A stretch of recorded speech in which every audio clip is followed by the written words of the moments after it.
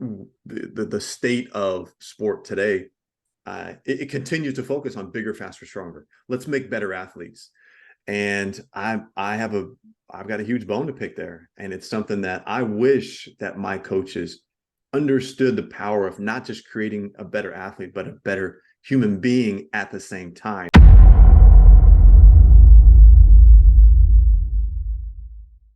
All I wanted from my teachers, from my parents, from those around me was to tell me, man, you're good. Wow, you played well. Wow, you did awesome. And I just, I want to do the things to make them happy. Well, I developed very poor habits.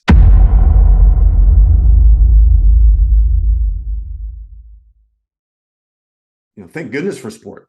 It kept me busy. It kept me locked in. It kept me not having to think about or worry about time to think about, wow, gosh, my dad's not around, and my mother's a single mother of 3, and she's juggling a lot.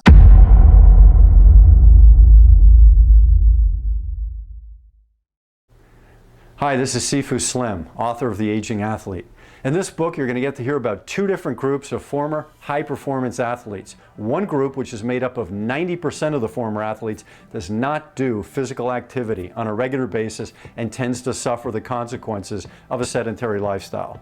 The other group, which is made up of 10% of the former athletes, is doing physical activity on a regular basis and tends to thrive through the aging process, or at least has a better chance at coping with the aging process. We could have taken these folks to a lab and done all kinds of tests on them. Instead, we slowed them down and sat them down and asked them, in their own words, to describe why they're wired the way they are, so that we all, former athletes and non-athletes, can use some of their inspirational and motivational and mindset lessons in our own lives. I hope you pick up a copy today. You can go to theagingathlete.com, and when you have a chance to read it, I'd love to hear back from you to find out what your thoughts are on the stories of these aging athletes.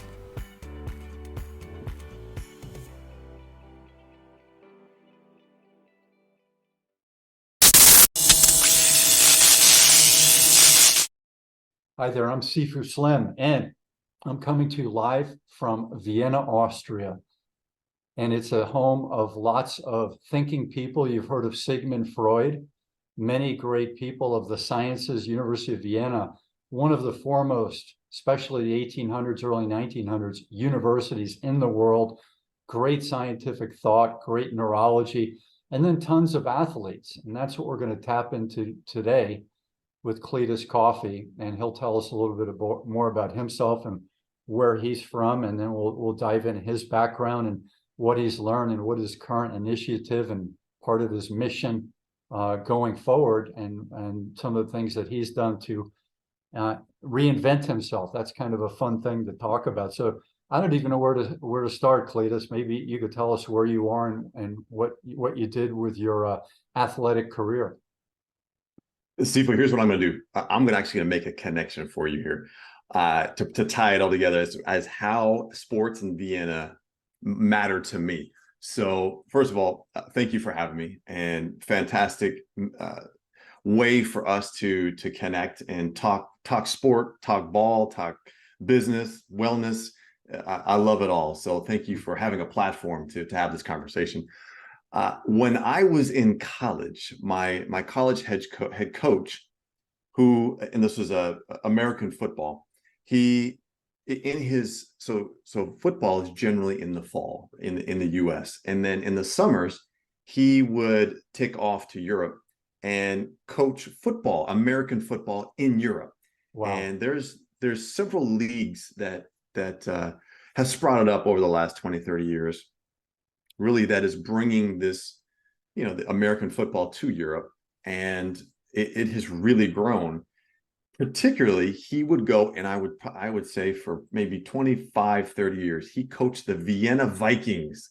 And at one point, he brought back a couple of athletes from Vienna to come enroll in the university and play with us in college. And so I just hearing the stories about Vienna and sport and football, and meeting some of the guys that would come over from his team out there was really unique. So anyway, special place when someone mentions Vienna. What years were you hearing about this, and what years did these players come over from Vienna? So I went to Lewis and Clark College in Portland, Oregon. It was a small division, NCAA Division III school. And this would have been in the mid to late 90s. And were these people pumping iron like an American collegiate football player and doing all the things that you folks did back on the East in the United States? Generally, they were older than us in age, primarily because they had not been exposed to the game until later in life. So oftentimes, here we are, 19, 20 years old, and they're coming in at 23, 24 years old because it wasn't something that they had grown up with. They generally were football or soccer players or other type of athletics, and then finding the game. But yeah, once they got into it, yeah, they were just like any one of us. I think people that I started going to Europe in 1979. I was a 16-year-old kid, and I was a junior golfer. And golf was really, it was a craze because Severiano, aka Sevi Ballesteros, had won the British Open, and he was the phenom of that era, kind of taking over where Lee Trevino and Jack Nicklaus had been the leaders. And he put Europe on the map. And then Bernhard Langer, a great player from Germany, he's still playing. He's got to be 68, 72, somewhere in there. And he's a hardworking guy, friendly guy. He's also a windsurfer, so he's kind of a complete athlete.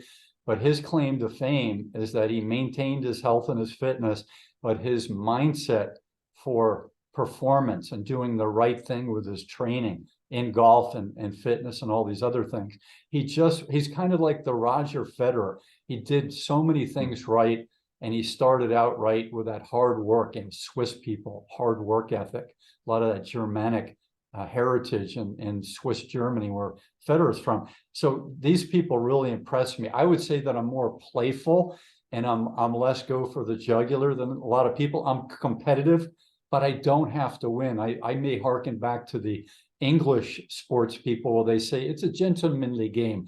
It's not about winning or losing. You do your best, and you shake hands at the end, and then you go have a cocktail, and you have a ploughman's or some type of food afterwards. I don't know if you've ever bumped into English people and saw anything. Does that make sense to you, Cletus, the gentleman? Yeah, of course, especially in the game of golf. I mean, they love that stuff in that game, even to today. So real quick, take a step back. So you went over to Europe as a young man, as a teen, and did you stay there the entire time, or have you been back and then found your way back to Europe? I just talked to one of my friends from Aix-en-Provence, who's a French guy from Italian heritage on his father's side, but he's southern France, are very different than the Parisians. He's an outdoorsman. He's been a lumberjack in his life, and now he's a tree pruner, which is good money, very scary job, but he's built like Jack LaLanne, petite, with really strong shoulders and hands. So he can basically climb like nobody's business, kind of like a high school wrestler in the United States.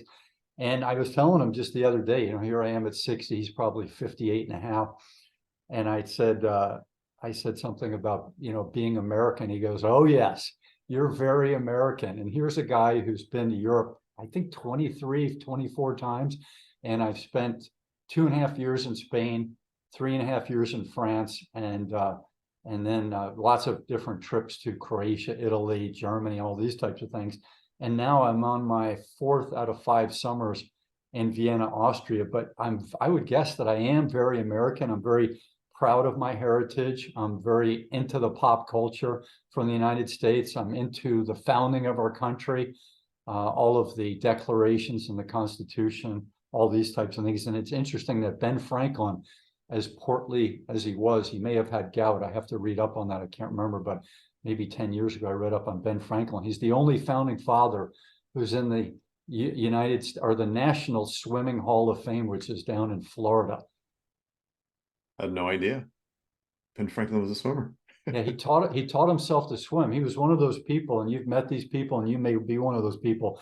He looks at a possibility, or he looks at a problem, and he says, I want to find the solution for that. Electricity with a kite, and the key dangling from the end. He's that type of person. He says, hey, we should be able to swim. Maybe he saw native people swimming somewhere, or maybe it was popular when he was a kid. I don't know. But he said at some point in his teens or 20s, I'm going to learn to swim. And maybe he wasn't the portly, wise old gentleman that we see in the pictures and the commemorative type things on coins and things. But he said, I'm going to teach myself to swim. And he was able to do that. And therefore, hundreds of years later, they put him in the National Swimming, or the International Swimming Hall of Fame. And I've driven by it. I think it's in Fort Lauderdale, Florida. Hmm. Fascinating. Ben's an athlete. Well, that's interesting. Okay. And so Vienna is a place you've been before? It's my Meaning fourth time.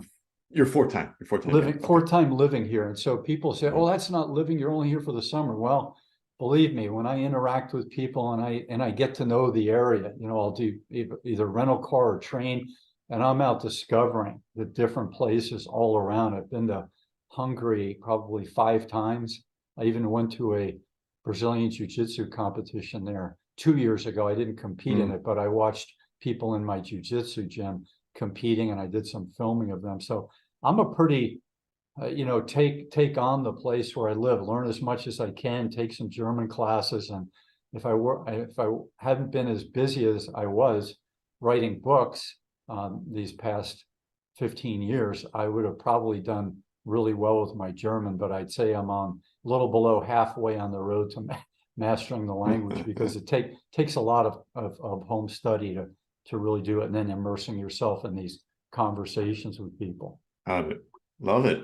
Good for you. I can't wait to get back to Europe. It's been a while. Europe is waiting for you, Cletus. So you sign up, and one of the things that I do, it used to be golf, and then it was tennis, and now it's Brazilian Jiu-Jitsu and tennis, is I'll go out and I'll sign up for things, and I'll sign up for group tennis lessons. So that's what I've done. I got here about 10 days ago, and I've already done some group classes, and I've met so many nice people. They want to know about my projects like The Aging Athlete, and the book that I'm releasing soon called Raising a Child Athlete, ? Things you need to know. So they want to know about that. My YouTube channel, I even had a 10-year-old kid. I speak French and Spanish, and this kid lives here. He's got a French mom and an Austrian dad, and I speaking French with this 10-year-old kid, and he says, hey, I heard you had a YouTube channel. He's speaking French with me. What is it? I want to check it out. And I said, well, there are only 2 videos in French, but you'll have to find them. I'm not going to give that away. So now this kid's going to go home, and I hope he's going to be someone who can learn and enjoy some of the things that I've shared on the YouTube channel. That'll be fun. That's amazing. That's amazing.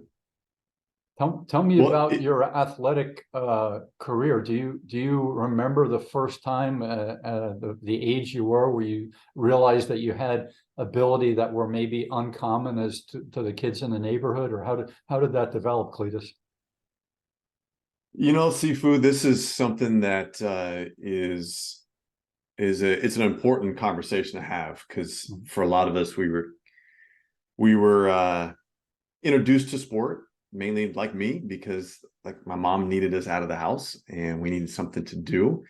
And so, yeah, I mean, I kind of touched them all. Primarily as a young athlete, soccer was up and coming. And so I got to play soccer and play baseball and play basketball, and, tried other things from, gymnastics as a youngster, just to go out and tumble and burn some energy. So, I was introduced to it at a very early age, and it clicked for me. I enjoyed it. It was a good outlet.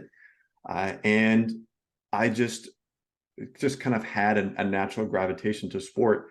And the more I did it, the more I started to get the feedback that, hey, you're onto something here. And so I started to get that type of feedback from others, from coaches, from my own parents, from other parents and so forth, that hey, Cletus has got something here. So I honestly, all the way, I was a 3-sport athlete in high school, 2-sport athlete in college, and really college was the first time that I didn't have 3 full seasons in, probably since I was knee high. Sifu, like Wow. it was sport after season after season after season. I was in, and I didn't think anything of it. It just was a natural for me. And then it also became a big crutch for me later in life as I, I didn't know at the time, but learning more about myself and having to understand who I was post sports, I realized that sports was an outlet for me to get past things like my parents' divorce, my dad's alcoholism, him scooting away and having to go take care of himself and not having him around in the picture, and really trying to understand, really looking back, thank goodness for sport.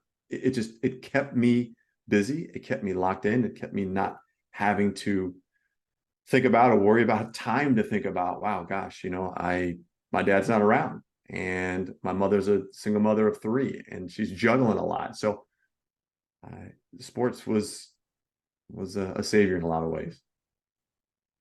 So if I'm intuitive, and my intuition's suggesting that you were a progression athlete where you had interest in it, you enjoyed it, you kept doing it, and you got better over time, whereas somebody like Bo Jackson, who could have been just hanging out on a bench somewhere, he walked into the pond one day, and just in the shallow area where he could still spring, he just jumped up and did a backflip and landed it. So he was kind of someone who in his mind, he probably knew he could do all those things just naturally. His body was strong and athletic, and he had that balance type of thing in his head. So when sports came along, it's just like, hey, I can do this. And before that, he was sort of a guy who I think he wasn't good at learning. And so when people would chastise him for something, he would beat him up. And that's not an uncommon theme. Bruce Lee did that. He had some learning disabilities in school, some hyperactivity, and he used his fist and his feet to quelch people who were making fun of him, because that's something that kids are seem to be doing, especially in his generation and my generation. A lot of picking on kids. And now a lot of the schools the last 20 to 25 years have had big campaigns for no bullying. There's signs around school. There are even phone numbers for bullying and child abuse, for reporting all this stuff. Jump in, Cletus, and tell me if any of that I said resonates with you. And I know some of those athletes, men and women, who just pick it up and clearly head and shoulders above others. That was not me. I had a good foundation. I was a late bloomer. I'm the one that would step onto the court, onto the field, onto the track, and I'm observing, I'm watching. And even today, I still like to stay involved and coach. I've got 3 children. I like coaching them. And I've always been a technician, because I can sit back, watch, and see how the body moves, see how the game progresses, and then thrust myself into it. And once I get in, then I start to catch on and learn. So yeah, I was a late bloomer, and for good and bad, because it allowed me to observe and learn and grow. And at the same time, there are some, especially growing up, kids and then well into high school, who grow faster than others, who catch it on faster than others. And so but it just, for whatever one reason or other, it took me a little bit longer to catch on. Especially, I ended up playing football, American football, in college. I didn't start till the 8th grade. And that's a game where you can't get it. You can jump in later, because it's just, if you're an athlete, you'll figure out how to find a spot on a football field. However, taking it, farther into my career, into college, and then to play professionally, like, it just, I was a little bit behind, had a lot of catching up to do. So did you have any inkling along the way in high school or college that you wanted to pursue this as a part-time profession? Look, here's the deal, Sifu. I didn't care what sport I played. I just wanted to be a professional athlete. I just thought it was the coolest thing. I had posters. And so, this is growing up in the 80s and the 90s, the NBA here in the US just started to blossom. Wow. Magic Johnson, Michael Jordan, Larry Bird. And then, I grew up in the San Francisco Bay Area. So the 49ers in the 80s into the 90s were huge. Mm-hmm. So you've got Joe Montana and just, the business of sport really blossomed in the 80s, and then sponsorship in the 90s. So, Michael Jordan's on all the Gatorade commercials and those McDonald's and so forth. And so I'm seeing these individuals. I was also a big track and field fan, and Carl Lewis was a big individual of mine I looked up to and thought, like, I want to do that. I just thought it was the coolest thing. So I didn't care. I just wanted to be a pro athlete. It just so happened that I gravitated towards the game of basketball early on, but then didn't grow past 6 feet. So then football became more of a passion of mine. I found it easier to kind of fit into that sport and kind of find a niche that I could carve out for myself. Wow. A lot of different options you had, and then your size helped make the decision for you towards football. So did you do track and field, basketball, and football in high school? I did those three. And then in college, I was a decathlete on the track and field team and played football. Wow.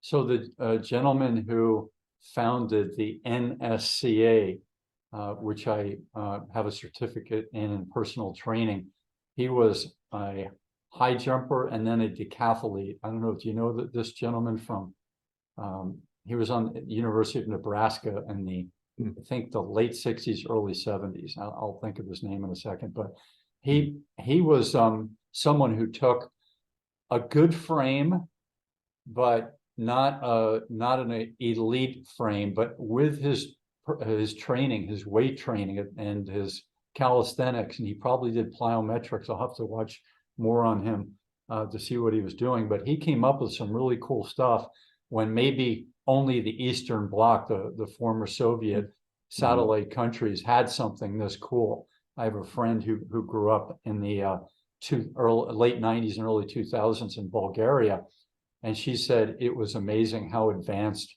She went to a sports high school, and all of her teachers in high school had master's degrees and had been, not all of them, but many of them had been top athletes in Bulgaria. So she saw all of the sports knowledge, sports medicine, great coaching at a young age, and she had the athletic ability. She's as tall as I am and has really good leg power and great endurance and speed. It's quite a combination. But when you get to the elite level, it seems like everyone has that, correct?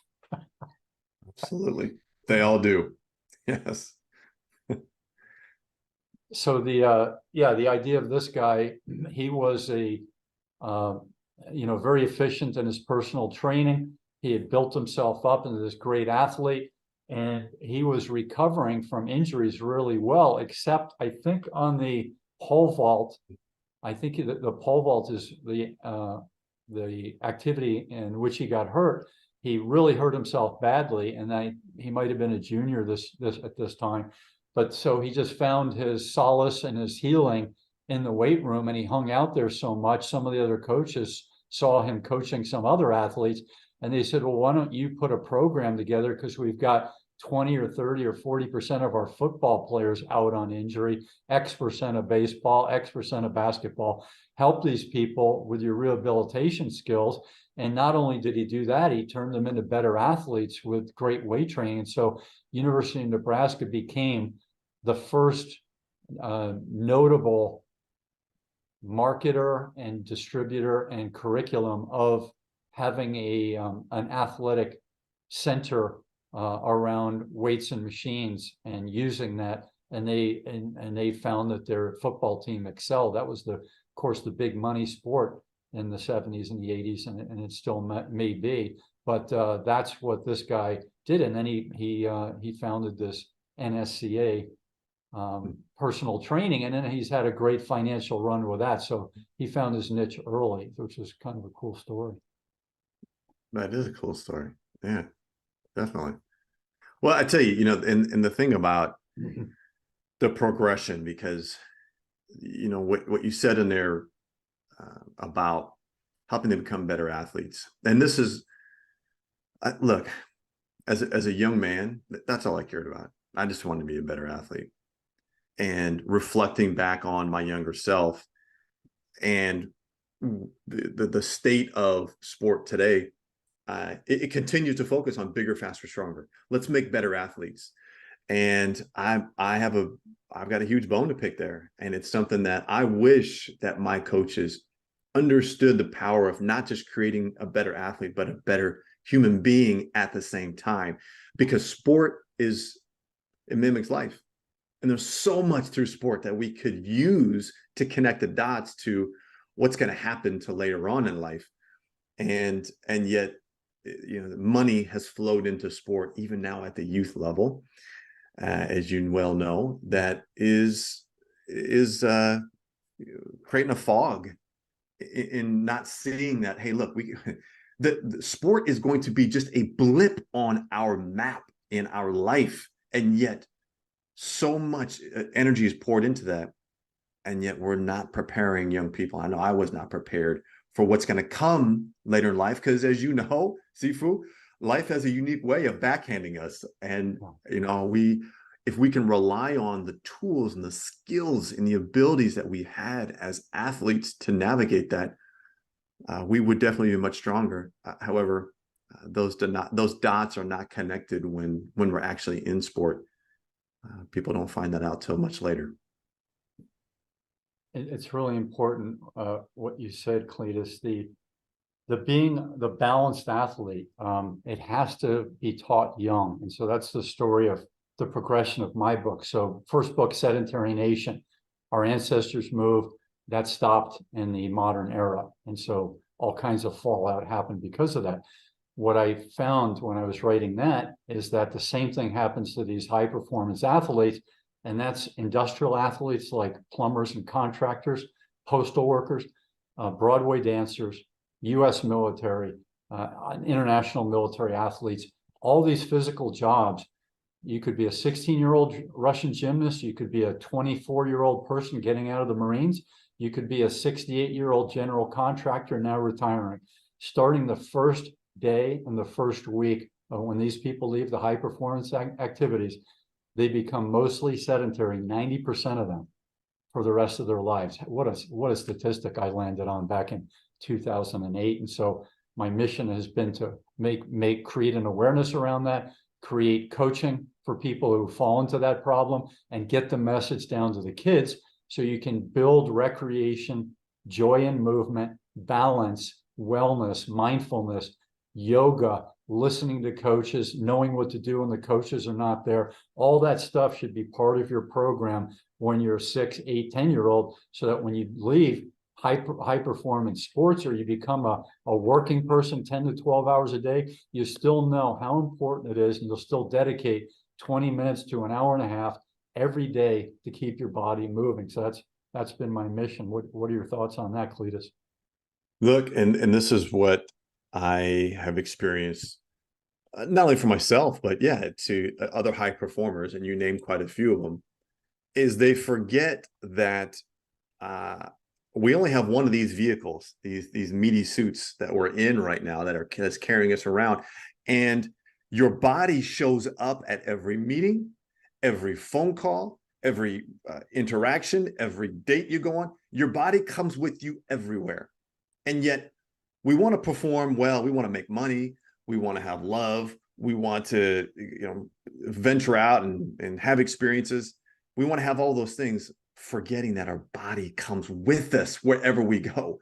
And so we got to take care of this vehicle just to even have the other things in life that we want to experience, let alone vitality and thrive and longevity and all that kind of stuff. So, man, I'm all on board with that, Sifu, because it's so many. I can't tell you how many people I run into. They're so focused on their business and growing revenues and getting out there. And I'm going, hold on a second. And the thing about the body is you can see when it's in pain. You can see when people are not taking care of it. You can hide behind lies and talking about, who you are and what you're going to do and how big your business is. And you can't lie about the body. It shows up with you everywhere. And, you got to take ownership in it in order to achieve the other things in life. I truly believe. Beyond obesity, what is the number one thing you see with general public people when they're out and about that concerns you about their bodies? About their bodies. Well, yeah, I mean, what people are putting in their mouths are it's unfortunate. And I mean, we could do a whole podcast on We'll do it. I'm going to book you for next month. corporations feeding us what generates them profits, not what is actually beneficial for our bodies. So yeah, I mean, I think the nutrition aspect, as you know, you could work out all day, every day, and if what you're fueling it with is not going to support the output, then you're going in opposite direction, playing tug of war with yourself. So I think the nutrition is such a big part. And here's the thing that challenges me the most. How individuals have not been awakened to asking the questions or even getting curious about what they're putting in their bodies. From reading the label or even asking the question, is this good for me right now? This is what my parents ate and what they fed me, or this is what society is doing. Is this what's right for me? And just asking that question is something that I would love to see a lot of humanity being more conscious of, and just getting curious about what they're putting in their body. So I'm going to share one thought that I see on people, and I'm sure it resonates with you, and I'm sure you've noticed it too, but you know how hard it is for most people, especially people where we're working on computers, where, we grew up in school writing with a pen and a pencil, and we're in these crammed desks. You're a pretty tall person. I'm 6'2.5". So as I grew and getting lower and lower for the desk, it was always tricky to get your posture back open. Tennis serve, I do this thing called the back fly in swimming. And so after I'm done with the butterfly, which is a lot of same stuff that we do in our normal day, which is the forward thrusting, the upper back, flexing and this type of thing, and constricting a lot of things. Then I do the opening up activity with the frog kick, and I'll do this back fly. And just doing that feels wonderful, because it's the opposite of what we do 99.9% of the time, which is leaning over. So my issue when I see young and old people out there, I see it in 12-year-olds. I saw people on the train today in Vienna, 20-year-olds with posture that to me looks detrimental to them. And then it gives them the head thrust, because they have to look up to see where they're going. So they're forward with the shoulders and then the head up. And so it's all thrusted forward. To me, that's a lot of pressure on the nuchal ligament and constriction on the vascular system, the nervous system. Just to me, it's a big problem, this posture. What are your thoughts, Cletus? Well, gosh, I'll tell you, look, I believe it. And what I know to be true is, so once you turn, at least, once you turn 35 years of age, you can compete on the world level in masters track and field. So when I retired from sport, I fumbled around, just what can I do to be active? And I like lifting weights. I like plyometrics. I like moving my body. And yet, so that's fun for 3 or 4 days out of the week.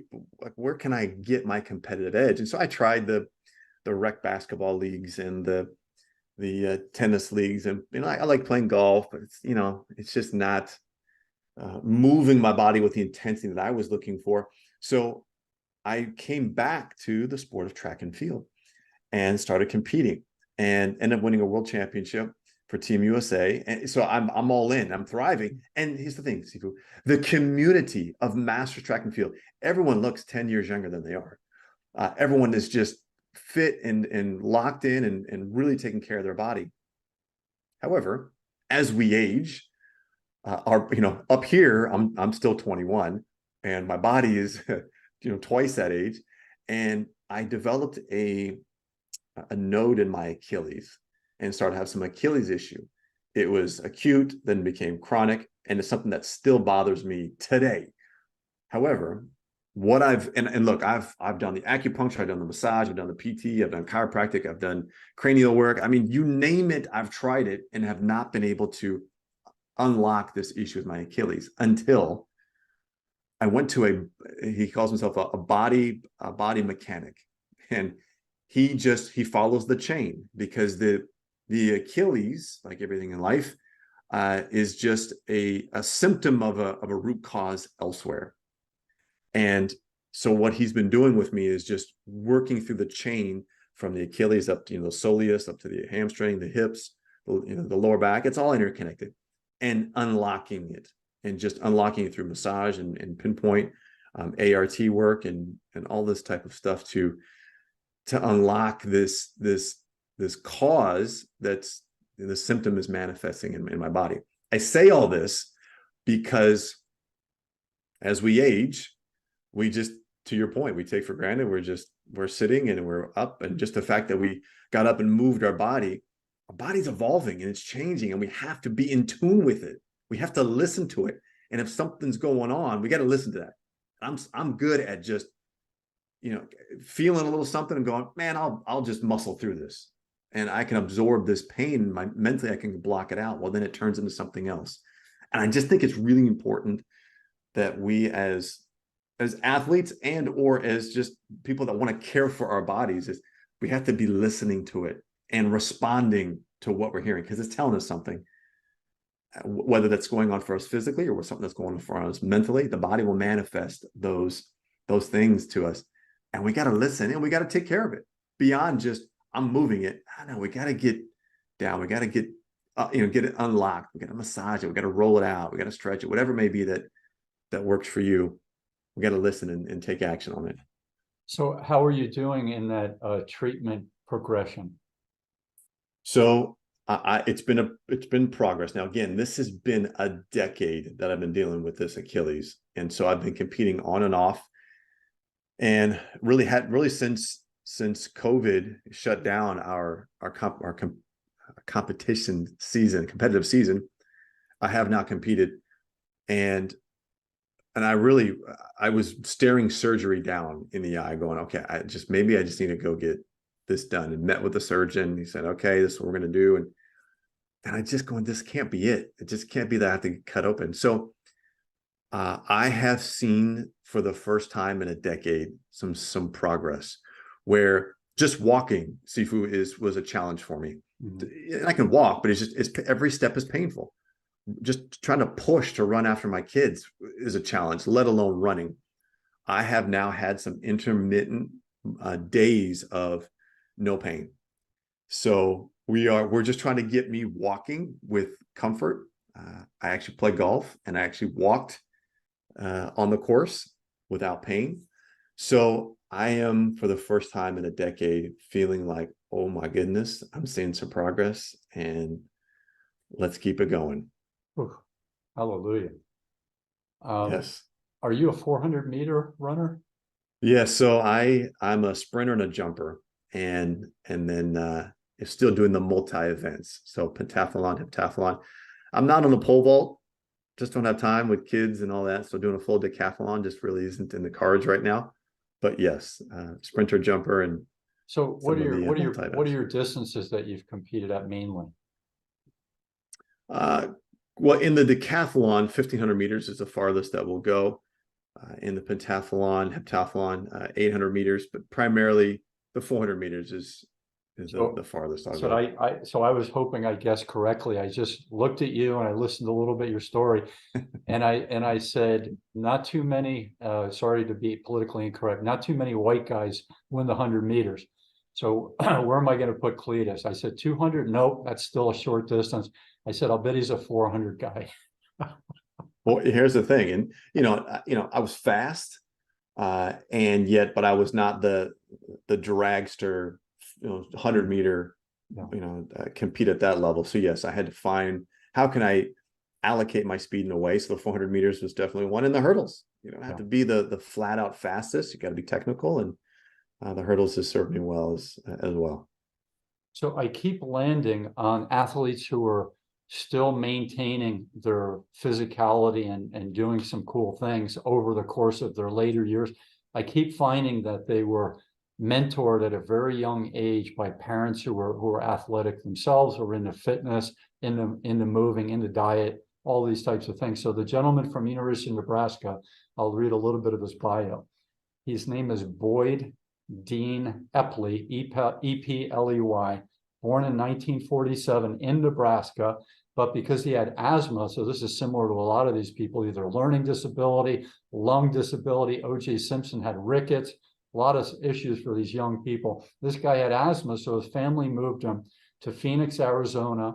And then his father introduced him to weight training in the 7th grade. So he planted that seed early. My dad, when I was 10, he got me a weight set. I think the total amount of weights, if you add it all up, was 110 pounds. And then the weights of the barbells, et cetera. And I remember him asking me to come help him get this stuff out of the car, because when they're all in a box, it's pretty tricky to move that weight around. My dad was a working guy, and he didn't want to be lifting that big, heavy thing. And I came out and I helped him take it apart, but I was a scrawny 10-year-old, but that was fond memories. So then this guy moved into weightlifting, bodybuilding, powerlifting, and then he was a linebacker in football, and then he became a pole vault guy. And he got a scholarship in Phoenix College and then University of Nebraska, where he set the record at 21 feet. So that would have been in like 1967, something like that. How good was that compared to college stuff when you were in college, that pole vault height? You said 21 feet in the pole vault? Yeah. Yeah, interesting. Because I think the world record is somewhere around that now. So I'd be curious where that came from, because Wow. Sergei Buka from the Soviet Union was the first person over 20 feet, and there's only been one other since then. Mando Duplantis, who's a U.S. kid, but his mother's Swedish, so he competes for Sweden, and he's the current world record holder, and I think he's 23 years old. I mean, he's just a wonder of a young guy and an athlete.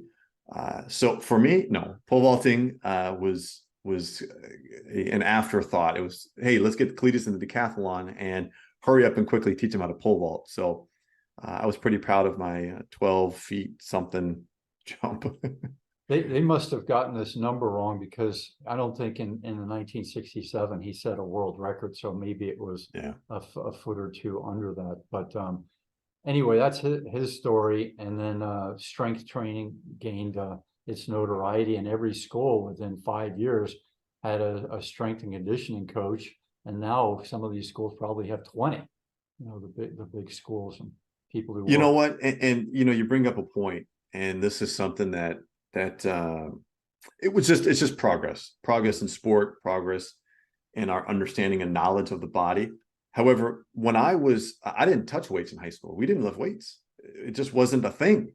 It was, especially I was a 3-sport athlete. I was just moving. I didn't have time to lift weights. We were, in summer, we were summer basketball leagues, summer football 7-on-7 leagues, and I was running summer track. There was no time to lift weights. So I went to college having not lifted weights before.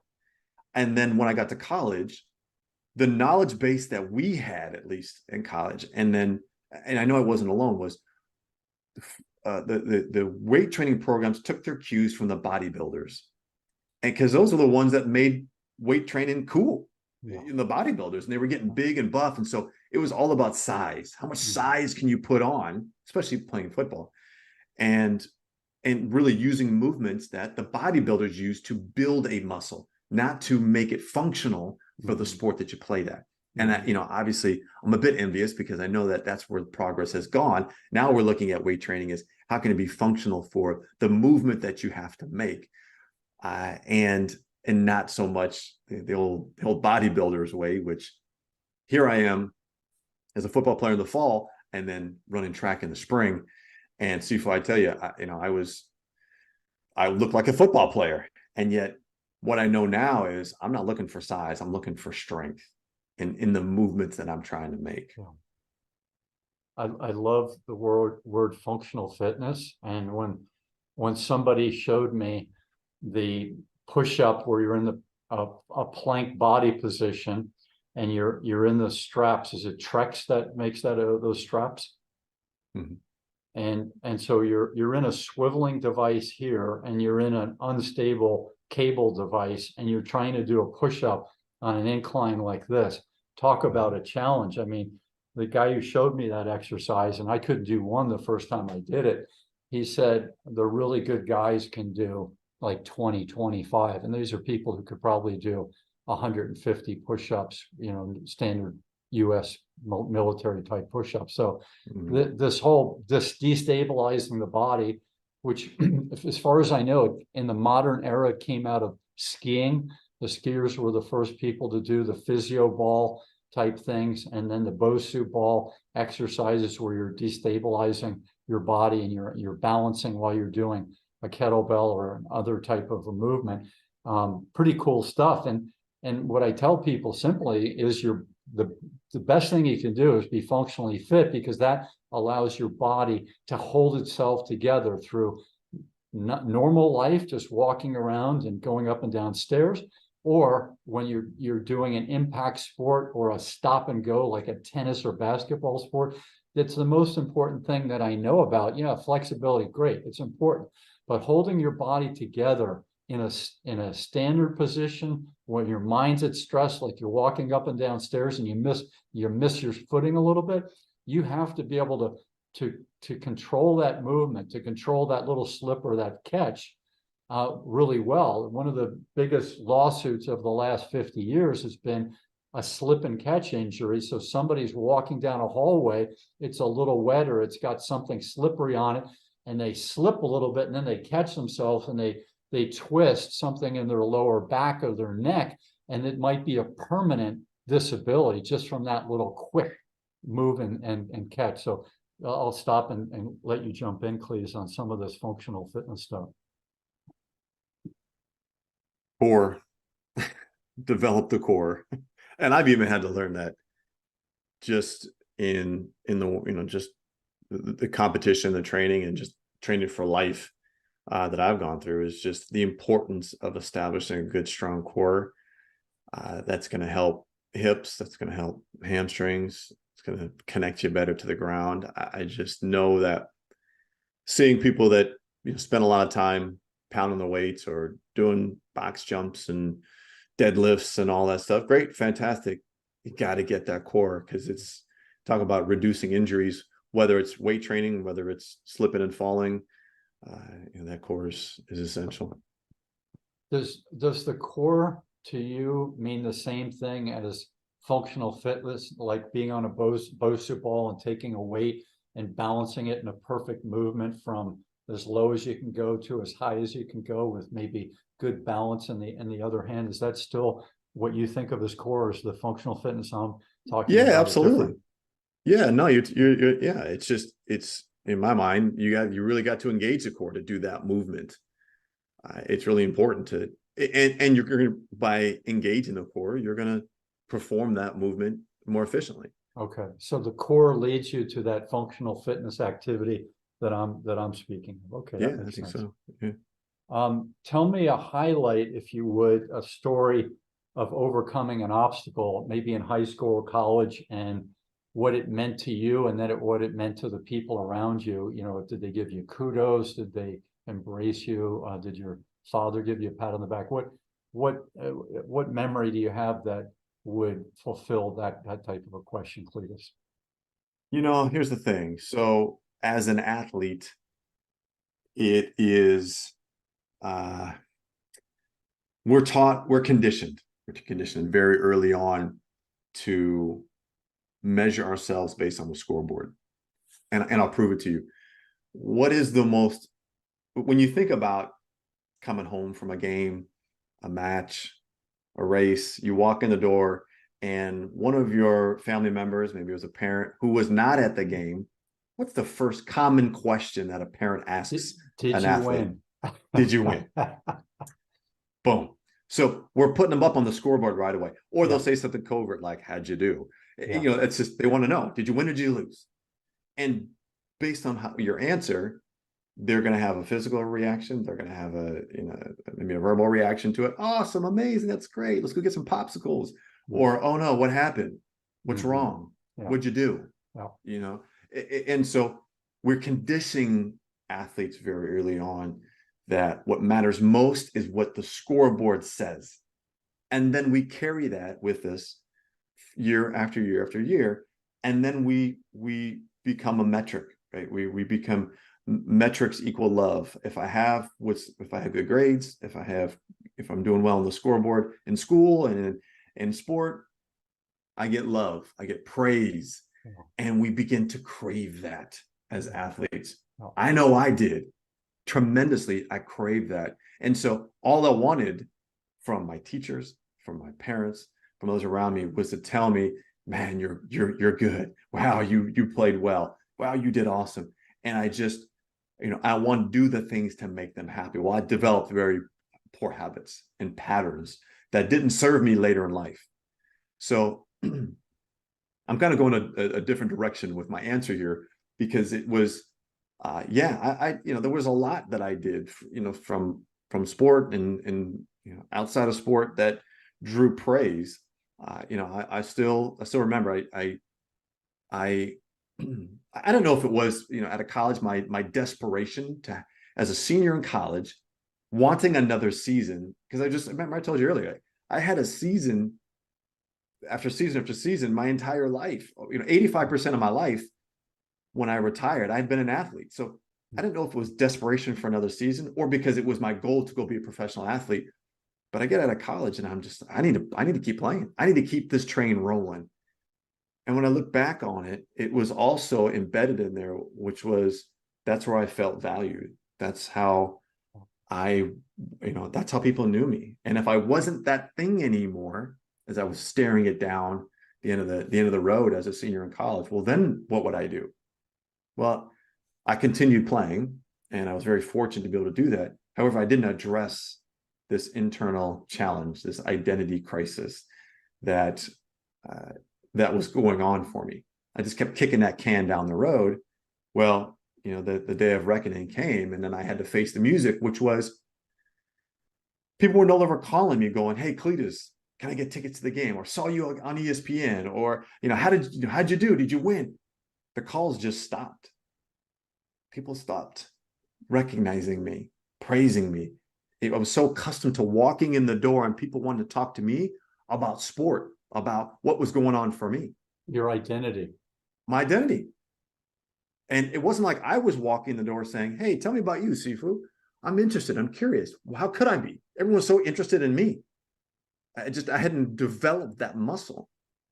And then later in life, as my sports career ends, people aren't wanting to talk to me about sport.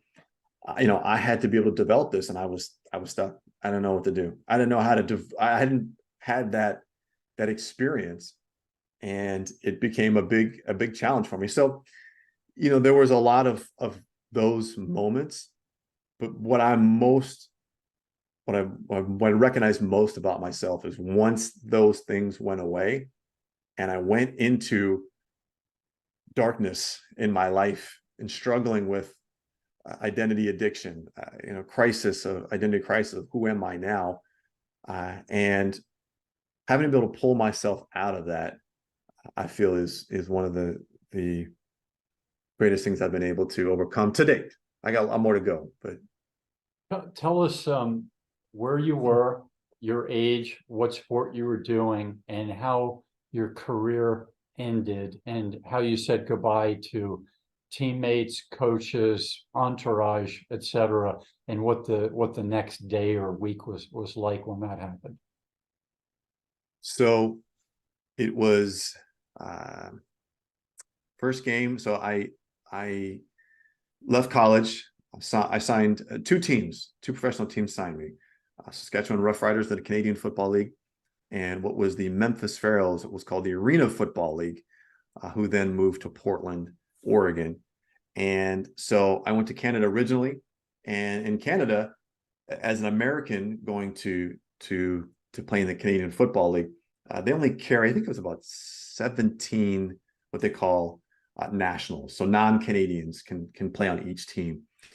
So I was not only battling for a roster spot, but I was also battling for be one of 17. Mhm. I was cut for the first time in my life. I had never not started on a team or played significantly, let alone been cut from a team. So that was the first, like, oh, this is real. This is a business now. Wow. I came back played 4 years in the Arena Football League. First game of my fourth season, I am blocking for a teammate. He gets tackled behind me. He and the defender roll up on the back of my leg, and I break my fibula and tear all the ligaments in my right ankle.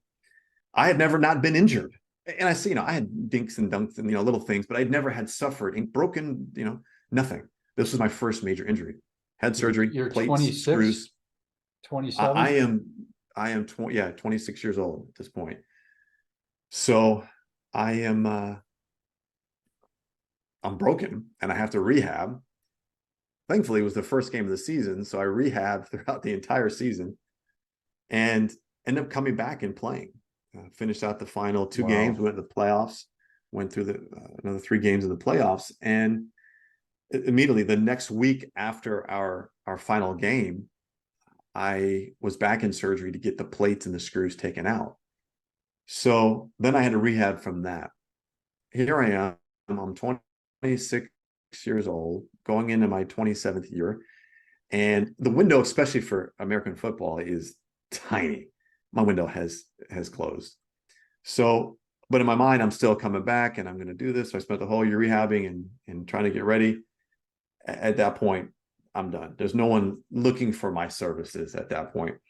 So, and economically, there I am. what happens in the leagues in the time you were doing it? You just get sent packing. There's no severance pay. There's no disability.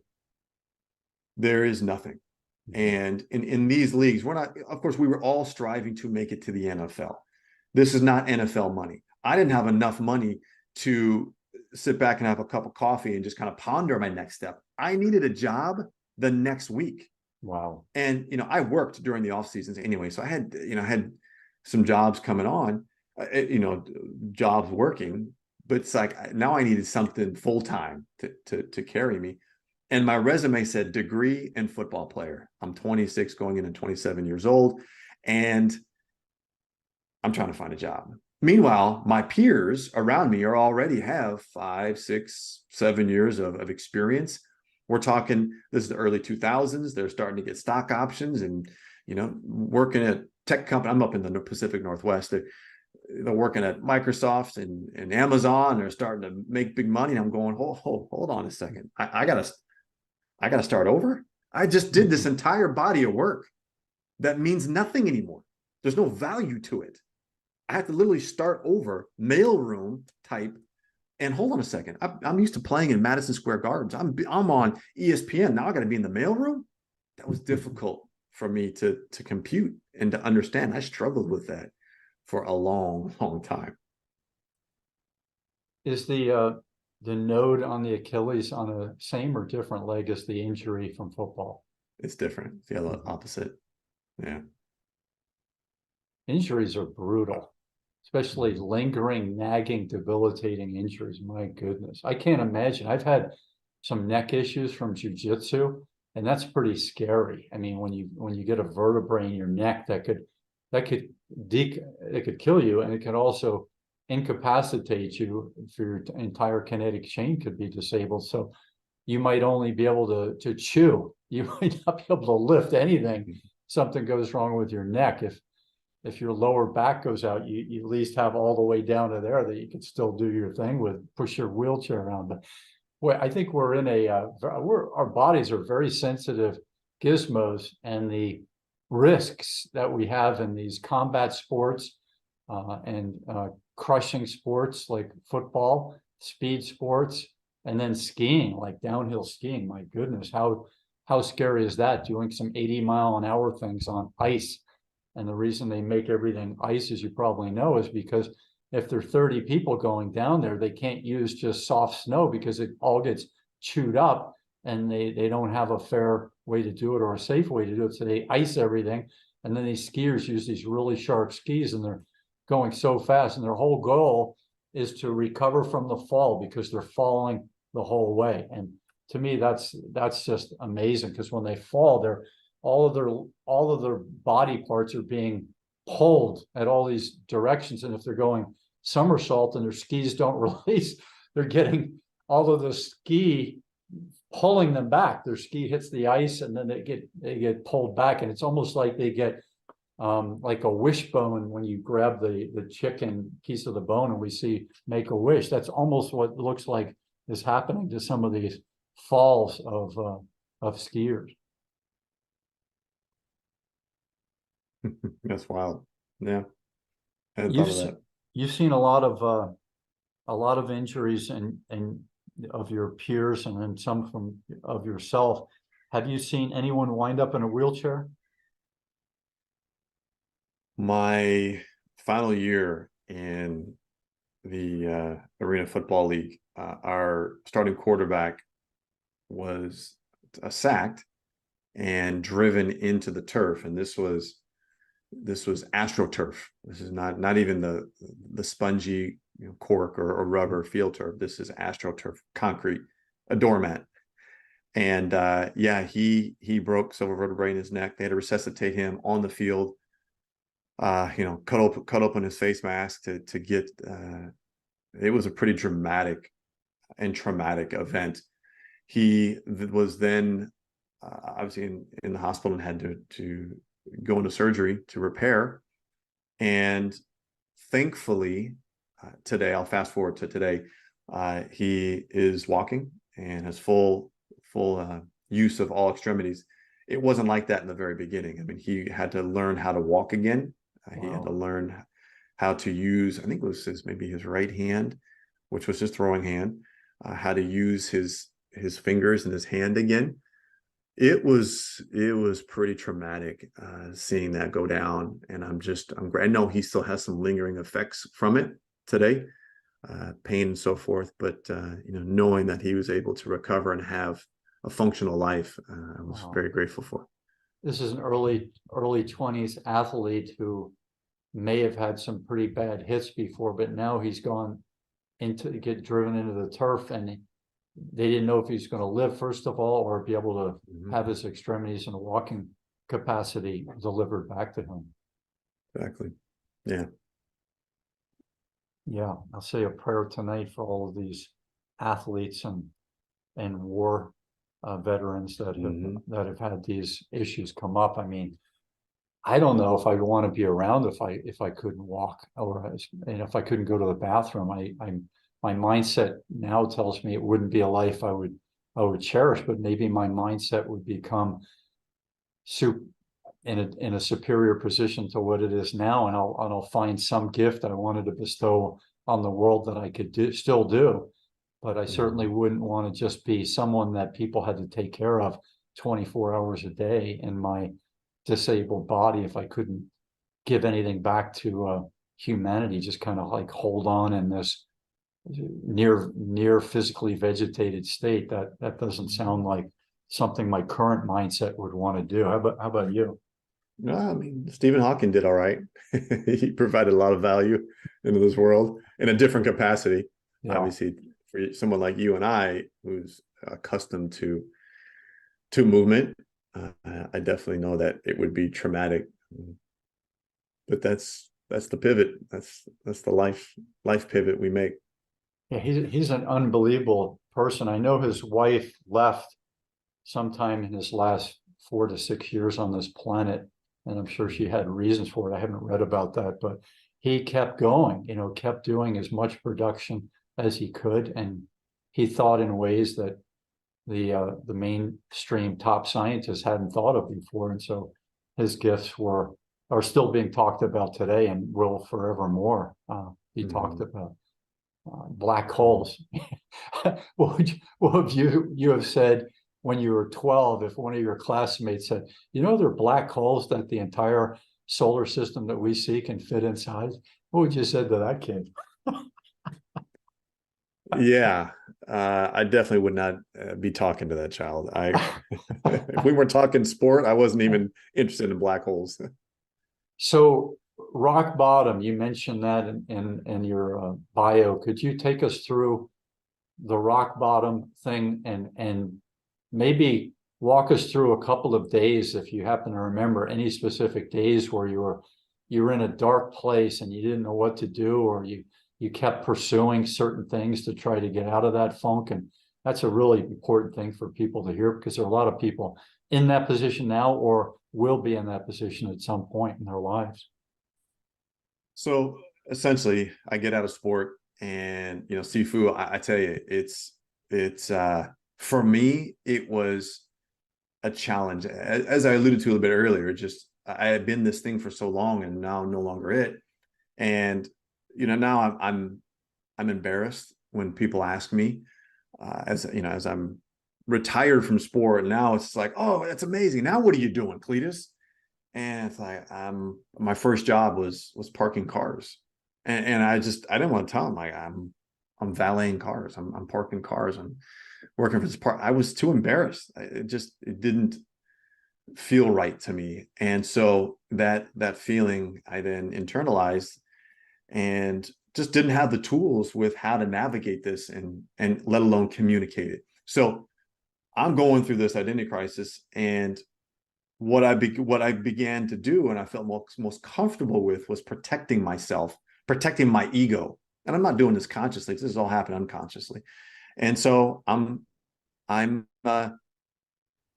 navigating this, going, this can't be it. This can't be it. So I spent 3 years working for the parking company, and moved to Seattle, and followed a woman. College graduate, correct?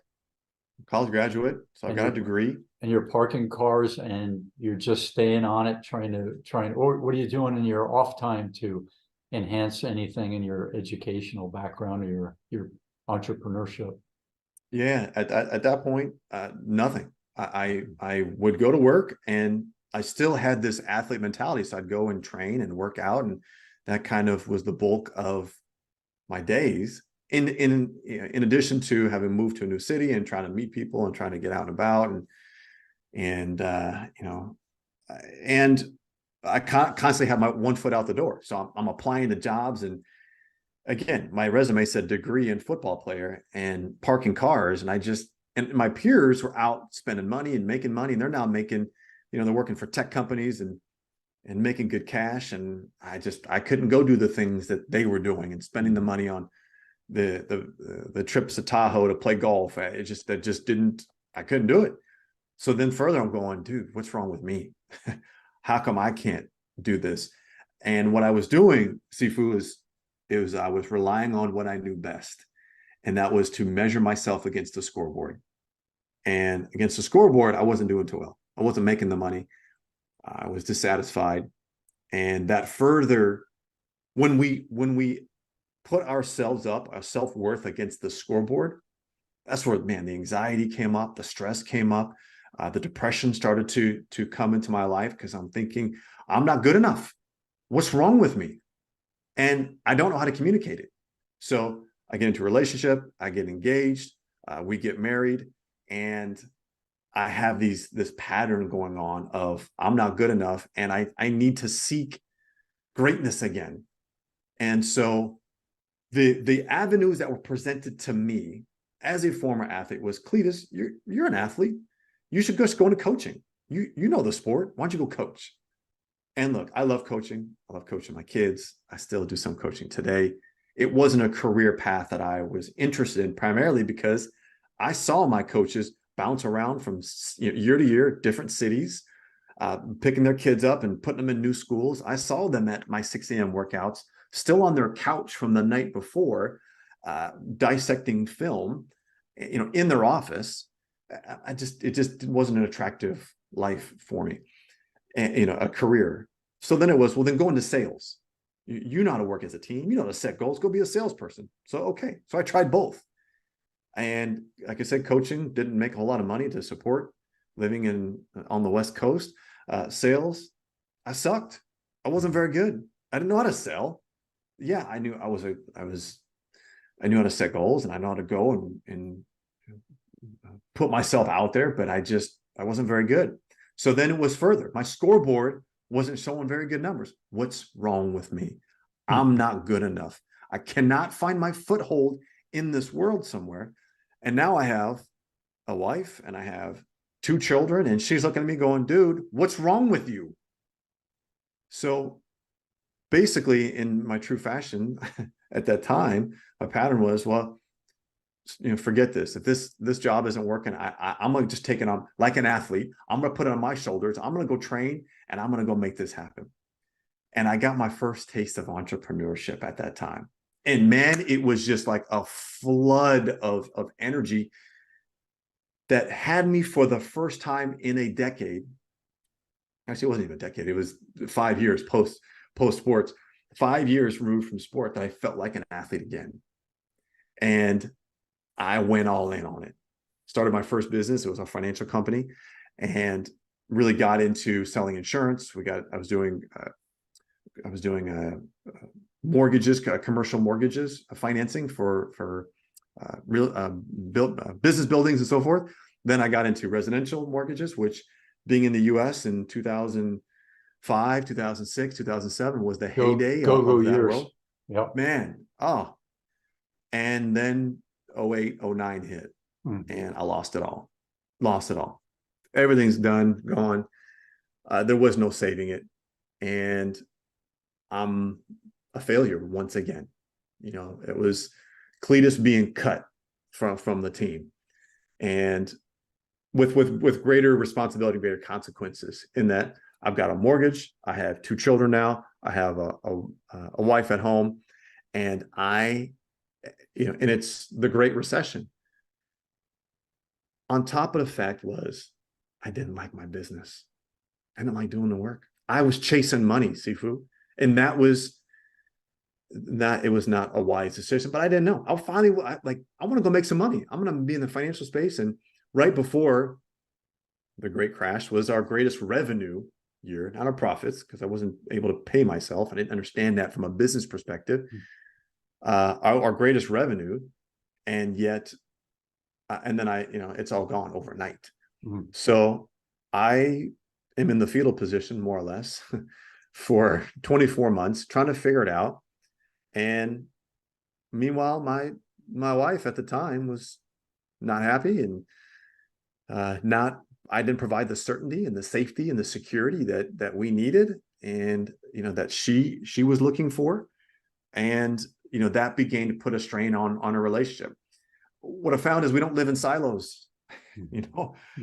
Just when things aren't going well in one area, they're most likely not going well in other areas, and vice versa. And so I thought I could compartmentalize my relationship and my family and my health away from my business. This is a business issue. This is just what's going on in my finances and my money, and that's not the case.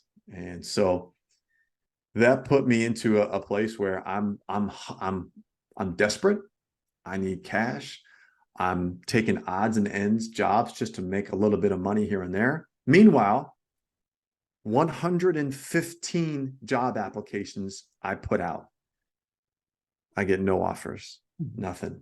No, I even go to Home Depot, and not to say that anyone who's working at Home Depot, but I needed some hourly wages. I still remember, I've got my son who's just over a year old. I put him on the little baby carrier on my chest, and I'm going around my neighborhood, the stores, asking for jobs. Can I get an application? Can I please come work for you? I couldn't. And I was in this weird space where you're overqualified for this job, or you're underqualified for this job, or the jobs that would say, hey, we're looking for someone that's entrepreneurial, and I'm as entrepreneurial as it come. And they look at me and they see my resume and they learn about what I'm doing. They go, you're too entrepreneurial for us. Wow. And so I'm struggling. So meanwhile, I've still got one hand on what I need to go create something. If no one's going to take this support, help me and, give me a job, I got to go create it for myself. But I don't know what that looked like. And meanwhile, I have a woman at home going, feed our family, Cletus. And I still remember being in the car. I'd gone out and I was selling insurance door to door, commission only. I just needed something. And I go and I make a sale, not much. And I come home and I'm in the car, in the waiting to go in. I've got 3 sets of eyes waiting for me to come in, and I'm just in tears because I'm bringing home just a little bit of something, and yet it's not enough. It's not anything I was proud of, that I enjoyed, and I'm utterly unfulfilled. I'm desperate. I'm broke, and I'm broken. And it didn't take much longer after that before my wife at the time then basically left. Emotionally, mentally, physically, left the relationship. The demise of our marriage within, we end up split and having to go separate ways. And now I have my children part-time. And the thing about it was, I was not at a place, Sifu, where I was awakened at that point. So I found myself in another relationship with the same patterns, the same habits that I was not awakened to and aware of. And once that relationship started to go through its ups and downs and its challenges, like there's a common denominator in this, and I can't blame anybody else but that common denominator, which is myself in it.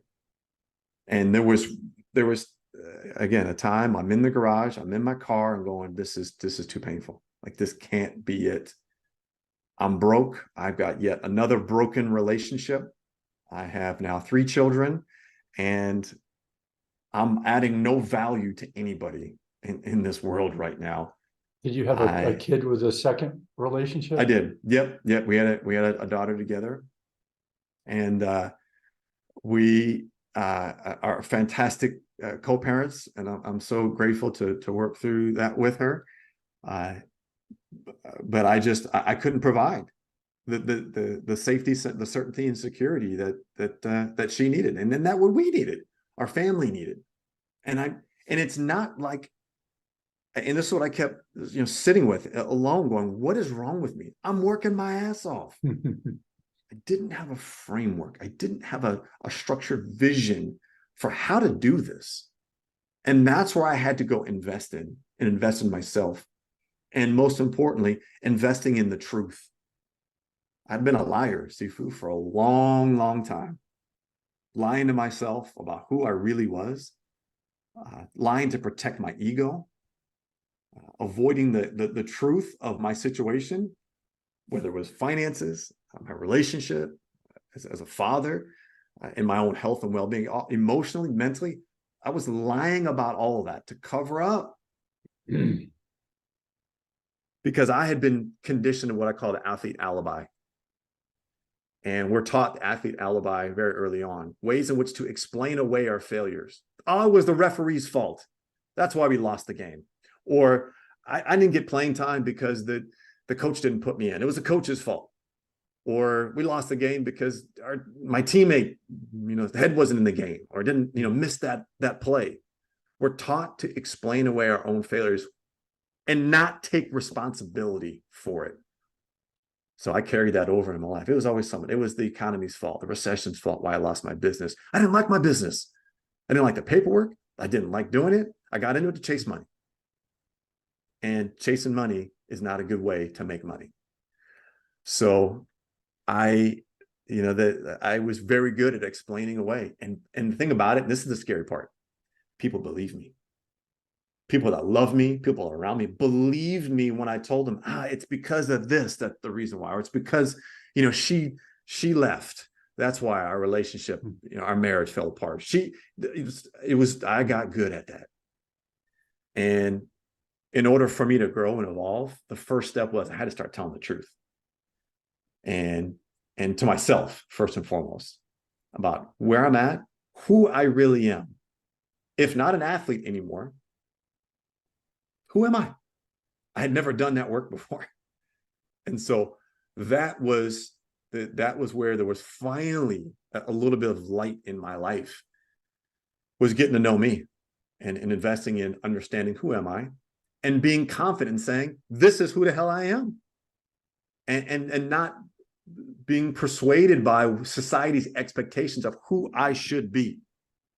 Cletus, go get a job and work your butt off 9 to 5 and support your family and all. And I get it. I'm built a bit differently.